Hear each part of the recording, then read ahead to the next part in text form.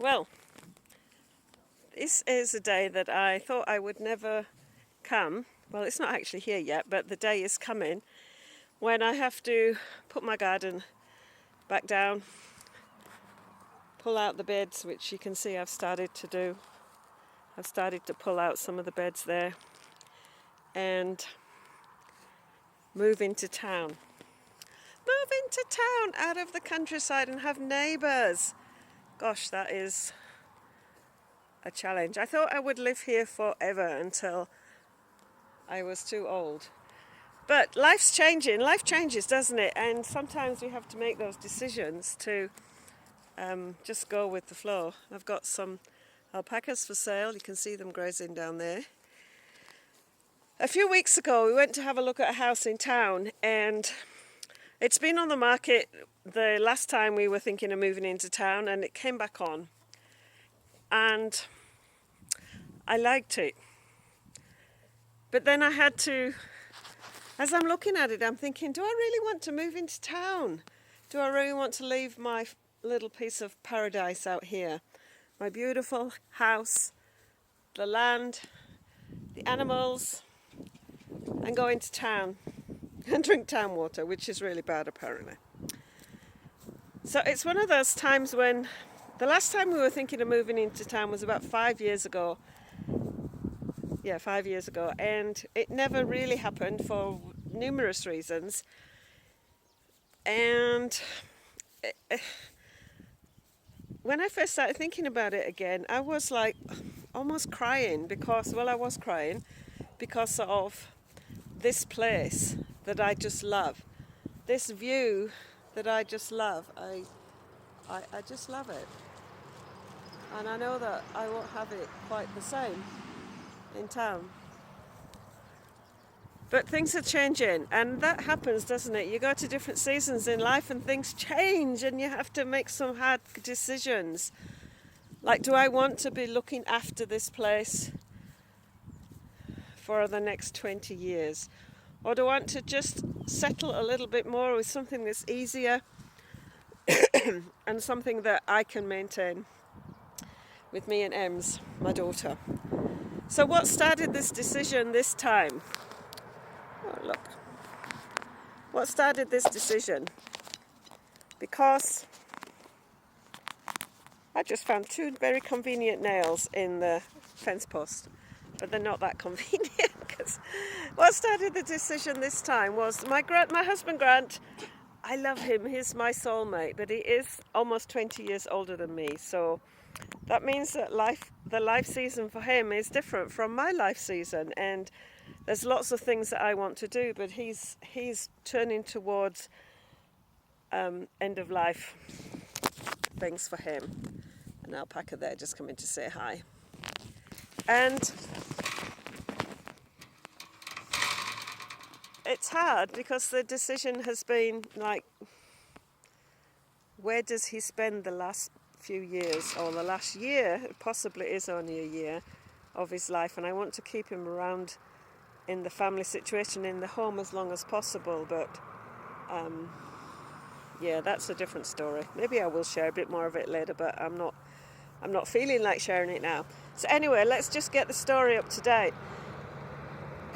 After we tried last time to move into town, and the reason it all came to a stop was because we couldn't find a house in town that we liked. It was right at the peak of the prices in the market, and what we were looking for was basically, oops, I fell over. Basically, we had it here, so why move? And this, as I say, it's like 5 years ago now. And we couldn't get what we wanted for this place, which would clear off our debts and give us sufficient money to buy something in town. So after that, took our place off the market and decided to subdivide some of this property. And I sold one paddock. We had a little funny paddock which was across a small road that was joined. It fit better with our neighbour's block, and we sold it to him. Didn't get enough money for it. Didn't anticipate it costing like $7,000 or $8,000 just to do the actual little subdivision portion. And at the same time, it was an amalgamation, not a subdivision, because that would have made the section far more valuable, and it wasn't big enough to do a proper subdivision. But then we decided to subdivide a portion of our block of land here. So we had about 7 acres, more or less, and we got maybe it was a third of an acre across the road that went to the neighbour, and we ended up with about, I think it's just over an acre that has been subdivided. And it has taken a long time. Like it was $27,000 to get the power put to the gate, which was one of the conditions, and the fencing and clearing, changing things around the place, putting tar seal on the entrance of that section and ours. And so we just had to do it slowly as we got finance. And finally we're at that final stages where we've got to actually register the title. Oh, we've got somebody to do that for us, and I have to chase him up because he's not very quick about doing those kind of things. So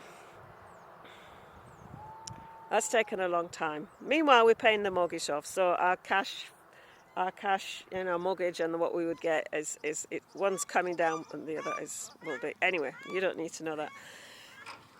So we saw this house in town and we thought, this is pretty cool, we like this. I liked it because I could see the potential for me and my daughter going forward in the next 10, 15, 20 years, that it would be ideal for us. It's in town, don't want to move out of the town. And yeah, but they were doing this thing called a tender, which basically means you put a contract on the place. The guy doesn't tell you what he wants. And anyway, cut long story short, because I'm waffling, and I hope you're still here. We put an offer in, which was $30,000 away from what the guy was looking for. But he turned round and said, I want this $1 for my place, but I will buy their house off them for this money, which was a cash adjustment in our favour. And so that's where we're at. He's coming to look at the house, our house, tomorrow, and that's the offer that he's putting on the table. I'm trying to get the real estate lady to increase him a little bit. We'll see if she can do that. I'm hearing he's a bit of he's a hard guy. He's a businessman. And he's wanting practically the amount of money that he paid for it when he bought it at the peak of the market 5 years ago. Because it was a house that I had on my watch list, but they were just wanting too much money for it at that time that we could afford. So that's where things are at. I've been tidying up the section. I am pulling down my garden. As you can see that can you see? No, you can't see. Hang on, I'll show you. So this plant had a frame round it. You might remember. It had a frame round it. So I'm probably going to pull that plant out. I've been, just pulling beds down and selling things on Facebook Marketplace. Clearing out rubbish, clearing out sheds, and I've done quite a bit, but I've still got lots more to do. So that's our story of where things are at. So we're going to change. We're going to downsize. I've got the garden is kind of started down there, so I just need to put my garden back together, put my garden in again, get my craft room and my office sorted out. 3 bedrooms, 2 bathrooms, an open plan living, dining and kitchen area and double garage with a small section. So rubbish is starting to be collected and piled up, and stuff is starting to be cleaned out. So it's a story. So watch this journey as I go through and clean out some of the stuff, and maybe I'll even figure out this B-roll stuff and the video in. But as always, they're going to be raw videos. That's the journey that's starting. So English lady in New Zealand, living the best life, but transitioning from this beautiful section that we have to a little slight retirement, but not because I still work full time. Catch up with you later.